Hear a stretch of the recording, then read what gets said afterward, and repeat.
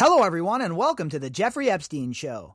I'm your host, Bobbycapucci, and this is a morning update. Last night, the big news was the Second Circuit Court of Appeals and the fact that they came to a decision and made a ruling on the sealed documents. The Second Circuit Court of Appeals ruled in the favor of Judge Preska and affirmed her previous decision to unseal the 418 pages. Caught up in that is the fact that a new book is about to come out, and it is called The Spider, and the author is Barry Levine. And he has some pretty interesting things to say about Jeffrey Epstein and those in Jeffrey Epstein's orbit. I've read a couple of excerpts from the book, and a lot of this stuff is stuff we've talked about, stuff we know, but it is definitely interesting information, I'll tell you that much. It helps build more of an idea, it helps give more of a perspective, and it also adds more context. Look, a lot of people don't want to hear that their favorite politician, be it Donald Trump, Bill Clinton, or anyone else in between, is caught up with somebody like Jeffrey Epstein. And in fact, a lot of people will engage in cognitive dissonance, no matter the evidence that's presented to them.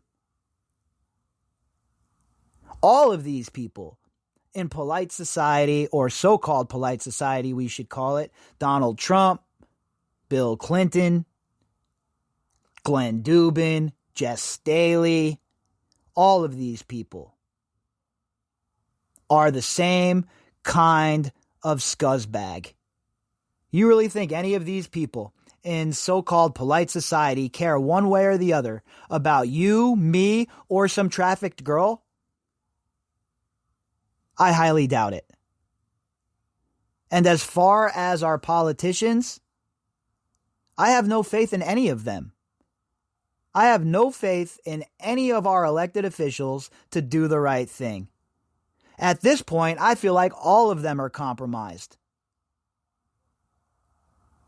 So when we hear stories coming from authors or sources about so-called polite society and the fact that Donald Trump was friends with Jeffrey Epstein, you see a lot of people run to their keyboards to start banging on it frantically to try and champion their guy.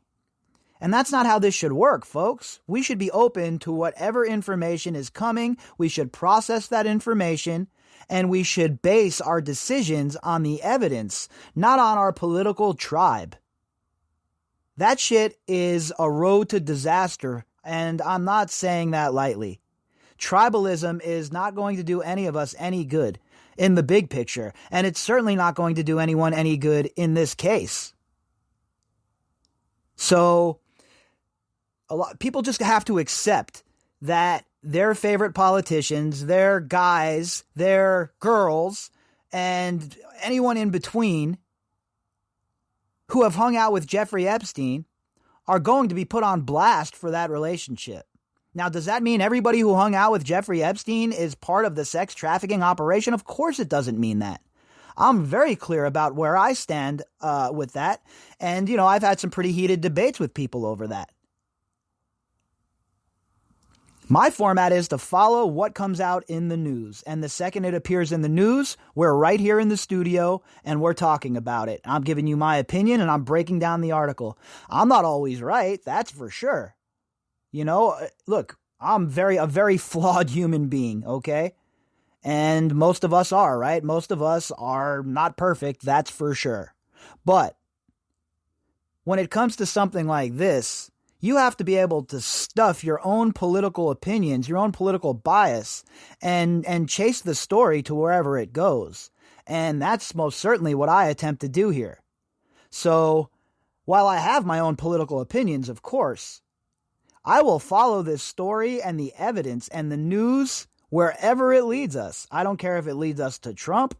I don't care if it leads us to my best friend. It does not matter to me. All that matters to me at this point, after all this time put into this case, after all of these hours I've put in, 385 straight days being on air here, all I care about is justice. And so when we have stories like this, it's inevitable that I'm going to get emails from both sides, and both sides aren't going to be happy that I've, aired out Clinton or I aired out Trump over their relationship with Epstein. But from where I'm sitting, that just means that I'm on the right path, right? If people are getting agitated in both tribes, then you're kicking over the right flower pots. You're banging on the right doors. And like I always say here on this podcast, at least for the time we spend together here on this podcast and while we're engaging in this case, I think it's a good idea for everybody to stuff their political opinions. It doesn't move the conversation forward. It does not move the narrative forward. What it does is it devolves into a bunch of name-calling, ad hominem attacks, and a bunch of straw man arguments and whataboutisms. And it's not productive. So that's why I don't engage in any of that nonsense ever. It's just not productive, and quite frankly, I don't have the time for it. But what I will tell you is this. There is no way in hell that if you're being an unbiased observer, that you can look at Donald Trump and Jeffrey Epstein's relationship and say there was nothing there, and say that they weren't homies, and say that they didn't kick it tough for quite some time, because they did. All of the evidence points to that. All of the people that were in the scene back then have said so. And those are just the facts of the situation. And the same goes for Bill Clinton. It is a fact, folks, that this guy lied about how many times he was on that plane. It's a fact that this guy lied about going to those other destinations. You know how I know it's a fact? Because witnesses have come out and spoken on the record about it. Has Bill Clinton and Hillary sued anybody over their supposed not trips to any of these properties? They have not. And I know I heard from a source directly at Zorro Ranch that Bill Clinton and Hillary Clinton had both been there before. So both sides of the aisle are neck deep in this shit. Both sides of the aisle are filled with hypocrisy and do-nothing sons of bitches that don't care about us. And I'm not going to carry water for any of them. It's double barrels blazing, complete evisceration, and scorched earth policy for anyone who was involved with Jeffrey Epstein. So, enough of me and my beard ranting. Let's hop into this article from The Sun and see what they have dug up out of this book called The Spider. This article was authored by Emma Parry. Headline, Dying Days. Epstein gossiped about Trump and Bill Clinton and said I'm motivated only by P-word to prison pals during last days. Sorry, I'm not going to say that word on the podcast. There's a lot of people listening who, don't need to hear that kind of nonsense out of my fat yap. So we'll go with P-word there. Jeffrey Epstein gossiped about Bill Clinton and Donald Trump and told prison pals he was motivated by only one thing, P-word, during his last days, according to an explosive new book. Well, he's not lying about his motivation, right? He was definitely motivated by that, certainly part of it. But there was a lot more going on there. He was motivated by his disgusting proclivities, by the fact that little young girls got him off, young teenagers, 12, 13, 14 years old. That's what got him going. And there is no doubt that girls were a big motivation in Jeffrey Epstein's life. But let's not forget the power. That was a big deal. Let's not forget him being able to exert that power over others. Another huge deal. As Dr. Stephen DeLay so kindly laid out for us when he talked about narcissism on the program. This is a classic case of a narcissist. A classic case of somebody who the only treatment for, besides obviously them dying, is chemical castration and buried under a prison. That's the kind of man Jeffrey Epstein was. So it was not just that he was a horn dog. He wasn't just like Hugh Hefner or, some guy that's out looking for tail all the time. That wasn't what he was. It went a lot deeper than that. The psychology behind it. The book also claims prison staff may have tried to cover up Epstein's death by incorrectly reporting the incident to 9/11 operators in the moments after the disgraced financier, pedophile, was found dead in his prison cell to prevent an onslaught of media reports. That's some bombshell shit right there, right? All the other stuff we were going to talk about in this article, we've talked about before, the prison pal Mercy and some of the conversations he had with Epstein before his death, et cetera, et cetera. But this shit right here is bombshell. No doubt about it. If this is real and this can be corroborated and Mr. Levine can back up these statements, this is a huge deal. A huge deal. Incorrectly reporting the incident to the 9/11 operators, it makes sense, right? There was no pictures taken. The crime scene, because that's what it is until it's investigated. Nobody knows what happened there. It should be considered a crime scene according to regulations in the prisons. But no, they moved the body. So that's definitely not a good idea, right? No pictures. And now we're hearing they reported that shit incorrectly. What were they trying to hide, really? I don't want to hear about, an onslaught of media reports. Give me a break. Okay? Guess what? That's how this works. When you're in a position like, you're part of the Justice Department and you're supposed to be protecting Jeffrey Epstein's bitch ass and you let him get killed or commit self-harm, whatever narrative you want to go with, well, you're not doing your job very well. The bombshell allegations were made in The Spider, an in-depth investigation into the billionaire pedophile and Ghislaine Maxwell by author Barry Levine, published on Tuesday. So I guess I'm going to have to use an Audible credit and get this on audiobook and give it a whirl, see what he has to say, because look, folks, I am willing to read, listen to, discuss any leads, any whatever in this case, and I don't rule anything out offhand anymore. When I first started looking into this case, I'd rule things out offhand because I didn't know any better. I didn't know how deep this case really went.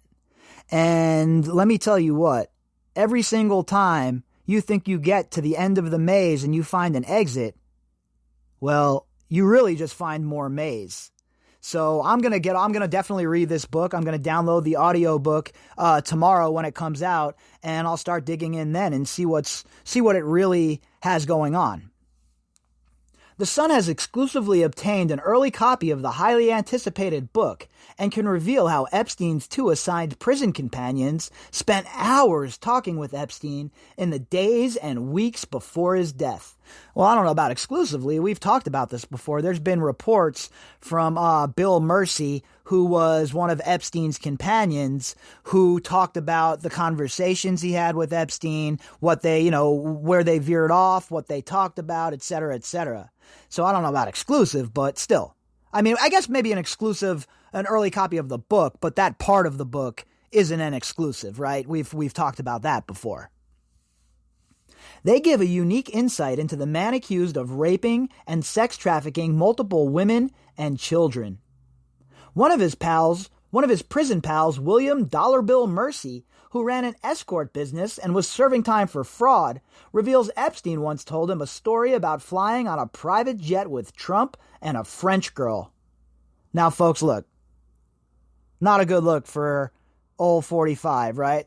President of the United States, current, former, anything in between, should never have been on a plane with Jeffrey Epstein and a young French girl, all right?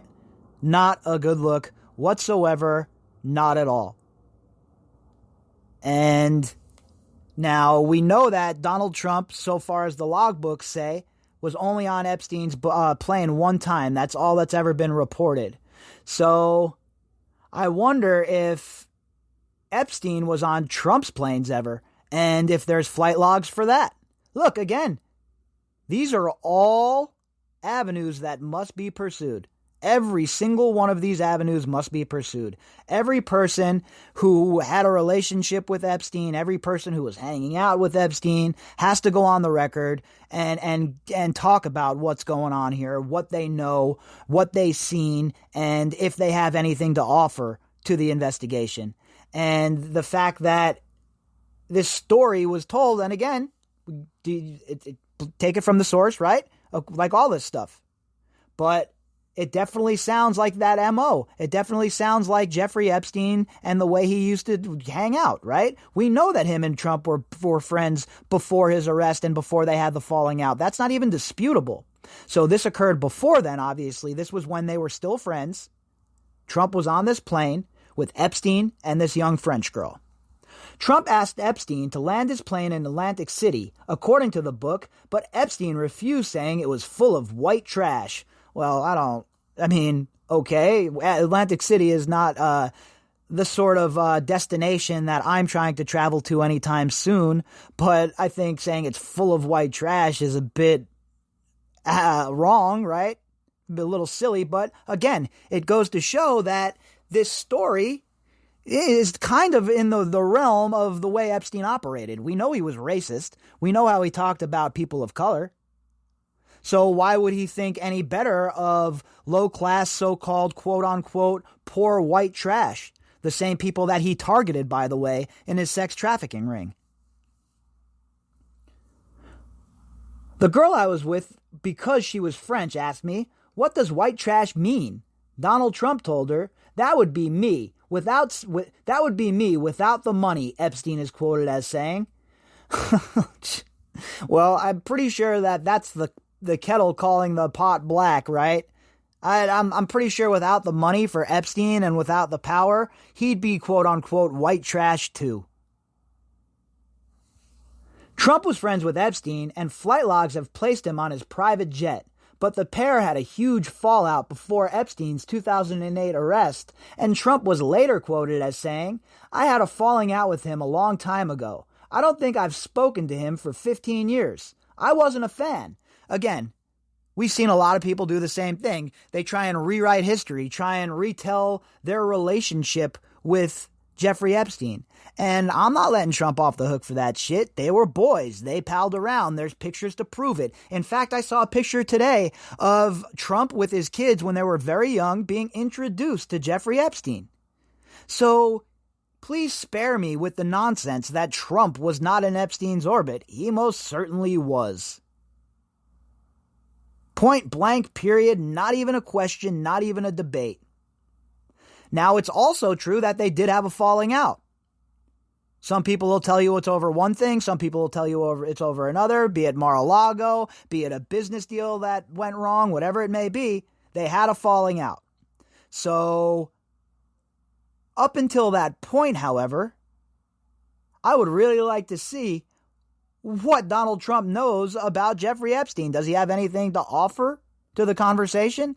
And if he loses the election on November 3rd, I wonder if he'll get a subpoena as part of this case. Now, I'm not saying he had anything to do with it. I don't have any evidence, to point to that. And if the media had it, believe me, we'd have it too. I don't want to seem like I'm just sitting here shitting on Trump, making this like, oh, it's all Trump, because that's definitely not the angle I have taken. Trump is definitely an enabler, however. But if the media had the goods really tying the knot here with Jeffrey Epstein and Donald Trump, they would definitely have dropped that bombshell long ago. So when the media provides it, you better believe we'll be right here discussing it like we do every other article that has to do with this case. Trump also apparently kicked Epstein from his exclusive Mar-a-Lago club in Florida for hitting on the teenage daughter of another member months before the arrest. So, what do you think? That was a first-time thing, huh? That was the first time he ever hit on somebody at Mar-a-Lago. Yeah, no, we know that Virginia was recruited there. So he was using Mar-a-Lago as a hunting ground for girls. He was using Mar-a-Lago as a place to go and find girls to groom and then abuse. This is what occurred before they had their falling out. Now, afterwards, after Trump threw him out and they had that falling out, who knows, maybe Jeffrey Epstein had bad blood and was MFing Trump and this, that, the other thing. But one thing I will say, one thing that is certainly clear to me, Jeffrey Epstein would have gotten away with this shit if Trump wasn't elected. And I don't mean that it was Trump who pushed the buttons to get Jeffrey Epstein arrested. That's not what I'm saying. I'm saying the spotlight of Trump winning the election, and then Julie Brown's investigation kicking off into Acosta, that really brought the spotlight onto Jeffrey Epstein, boy, let me tell you. And it was one of the motivating factors in his downfall, in my opinion. All the stars just happened to line up, and it was the right time for that prosecution and all of the spotlight that was being portrayed upon it. And bam, by the grace of God, this monster ended up arrested. While in prison, Epstein then told Mercy about Bill Clinton's days as a Lothario, which is kind of like a guy who's irresponsible with his sexual dalliances, basically Bill Clinton in a nutshell. Adding that the former president can't do anything like that now because he's had a couple of heart surgeries. So, according to Jeffrey Epstein while he was in prison, the days of Bill Clinton and his Oval Office adventures are long over due to a couple of surgeries. I'm sure Hillary is just so bummed to hear that. Again, now it'll be the other side that wants to send me some emails and yell and scream that I'm airing out Clinton. But look, these are the people that were involved. These are the actors that are on the stage. And Bill Clinton and Jeffrey Epstein had a very tight relationship. The media doesn't want to report on it for whatever reason, but the facts are there for anybody who wants to see them. According to Jeffrey Epstein's own lawyer, Gerald Lefcourt, Epstein was one of the first people to kick money up for the Clinton Global Initiative to get things going. Jeffrey Epstein visited the White House while Bill Clinton was president. Jeffrey Epstein was at his daughter's wedding. Okay, Ghislaine Maxwell was at Bill Clinton's daughter's wedding, not Jeffrey Epstein. But also Ghislaine Maxwell was invited to a secret dinner with Bill Clinton in Los Angeles. So the point is, the Clintons were very, very, very close to Jeffrey Epstein. And of course they're going to distance themselves. And of course their friends in the media like George Stephanopoulos are going to cover for them. But there's nobody who's following this case from an unbiased perspective who looks at the Clintons and says, well, they had nothing to do with Jeffrey Epstein. I think it's time to move on.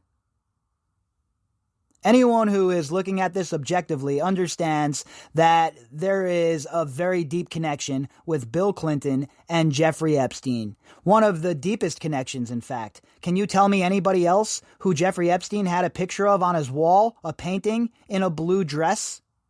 He had the ex-president in a painting like that.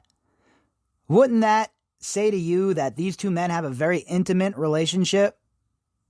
And what do you think Bill Clinton ever said? Did Bill Clinton ever see that painting? Did he laugh about it? Or would he act like Tony Soprano when Tony Soprano walked in and saw the painting of him dressed as a general up on Paulie Walnut's wall and goes crazy? Would that be his reaction? I don't know. Maybe he got a good laugh out of it. Maybe Slick Willie and Jeffrey Epstein are just that tight. Another prisoner, Michael Miles Tisdale, who was serving time on a drugs charge, revealed how Epstein spoke to him about his crimes, saying that while he's accused of having sex with underage girls, they were actually 15, 16, 17, and 18 years older, not 8 or 9 years old. Well, in that case, folks, Jeffrey Epstein, we've all been wrong. He's not a sick bastard. He's not an abuser. He's never raped a 12-year-old, according to documents. None of that stuff. They were 13, 14, 15, 16, 17 years old. It's all good. If they're that age, they're allowed to be trafficked. These people are sick. And I am honestly surprised that one of these inmates, even these sort of white-collar inmates, didn't put the beat down on Jeffrey Epstein talking like this. If he was talking like this in that cell with Tartaglione, then there's no doubt in my mind that Jeffrey Epstein did not try and commit suicide that first time, and that Tartaglione three-pieced him. Because if you're running your yap like this in prison about young girls, and you're in there for sex crimes, you're looking at a real bad time in American prison, my friends. When Tisdale asked Epstein what motivates him and keeps him going, he said, "Miles, I'll tell you. One thing, P-word." It's so, really? This is such a smart guy. He's so smart. He's a genius. He's so intelligent. But this is what motivates him, like a 16-year-old boy. So it's so ridiculous. He used the same graphic term to explain to Tisdale about currency trading, telling him, "You know how P-word acts, how her mood will be next month and maybe in 2 months. That's the same way to look at currency." So it just shows you how Jeffrey Epstein felt about women. He looked at them as a commodity. He looked at them as something to be traded, like a head of cattle, or a piece of art, or a precious gem. They weren't human beings to him. They weren't human beings to Ghislaine Maxwell either. They were simply assets, traded, used, abused, and discarded. And his commentary backs all of that up. Every time Jeffrey Epstein would talk, it would be crass. Every time the man would open his mouth, he would sound like a barbarian. All the money in the world cannot buy you morals. Tisdale told how Epstein was ostracized from the other prisoners who tried to extort him by selling him commissary items for high prices. Hell yeah, I can see that. I could see the inmates making sure that this dude's paying premium. Oh, you want a top ramen? $10, homie. And not that it's the money to Jeffrey Epstein, but it's the prisoners exerting force over Epstein, telling him he is no longer the boss. Now you're in here with some killers, some real alphas, and you are on the bottom of the totem pole. You're shit on the shoe. Buy me my cup of soup right now. That's what they're telling him. He also allegedly put money in his fellow inmates' commissary accounts to buy safety, although his lawyer denied this allegation. I don't doubt it for a minute. I do not doubt it for a minute. With all those people that visited him, all the people that were in and out, he could have easily had them put a few bucks on these people's books. And I wonder if there's a way to take a look at that. I know the Department of Corrections will say, "This is an ongoing investigation. We can't give you any information." But it's still a worthy investigation at some point. And I think maybe a Freedom of Information Act request might be in order for something like that. Because if there's a paper trail here, well, let's see it. A series of Freedom of Information requests obtained by author Barry Levine reveal a chaotic scene at MCC in the minutes and hours after Epstein was found dead in his cell. The first 9/11 call was made at 6:37 a.m., 4 minutes after Epstein was found hanging in his cell requesting emergency medical attention. Hanging? I think that's a bit of a stretch. You mean leaning forward from his bunk? Nah, that's more adequate. A minute later, the NYPD reported an aided case, which means that someone was in need of medical attention. However, later transcripts show how the call was recorded as a POS arrest. The reference was an indication that the jail was requesting an ambulance in connection with a possible criminal arrest, rather than any suggestion a cardiac arrest had occurred, the book states. So wait a minute, a cardiac arrest? I thought he died by hanging, so now we got a cardiac arrest involved as well, huh? And then the jail? Boy, they got some explaining to do. The Department of Justice and Darth Barr have a lot of explaining to do, in my opinion. You called this in the wrong way, saying it was a prisoner or a criminal arrest rather than it was a medical emergency? What in the F is wrong with you people, and what were you trying to hide, and why are you still covering it up? Peter Gleason, a criminal defense attorney and retired veteran of New York's police and fire departments, told the author that he believes the prison deliberately misreported the event to prevent photographers and journalists turning up at the scene. The Sun reached out to the MCC for comment. Wow. That's insane. And I don't doubt it for a minute. We know how that place is being run. We know it's a shithole. We know the people in charge don't care. And we know, obviously, the workers don't care either. They're sleeping on their shifts. So you think it's too far of a stretch for them to be involved in some sort of cover-up here to try and save face? Could that be why the footage is missing? There is just a whole lot that does not add up. And if they think I'm ever going to accept the narrative that they're trying to force feed us, if they think I'm ever going to accept Bill Barr at his word, they are dreaming.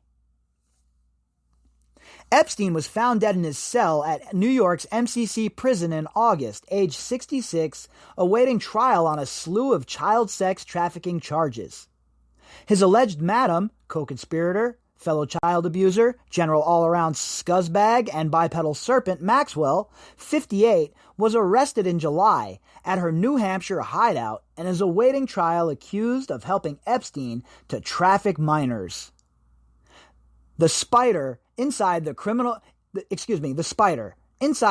web of Jeffrey Epstein and Ghislaine Maxwell is on sale on Tuesday. So, I'm definitely going to download this audiobook.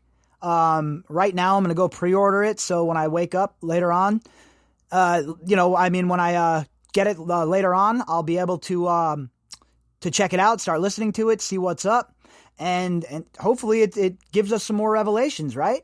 But there are a lot of books coming out about Jeffrey Epstein and Ghislaine Maxwell. There are a lot of authors who are getting involved. And I'll tell you what, there are some documentarians who are starting to kick the tires on some documentaries involving Ghislaine Maxwell, Jeffrey Epstein. And I know that for a fact. So the more information that comes out, the more context that we can add, the better off we are going to be as far as really understanding and grasping this case for what it truly is. Not a conspiracy theory, a vast cover-up. If you'd like to contact me, you can do that at bobbycapucci@protonmail.com. That's BOBBYCAPUCCI at protonmail.com. You can also find me on Twitter at BOBBY_CAPUCCI. All of the links that go with this episode can be found in the description box. All right, everybody, I'll be back later with that daily drop, and we'll see what's what.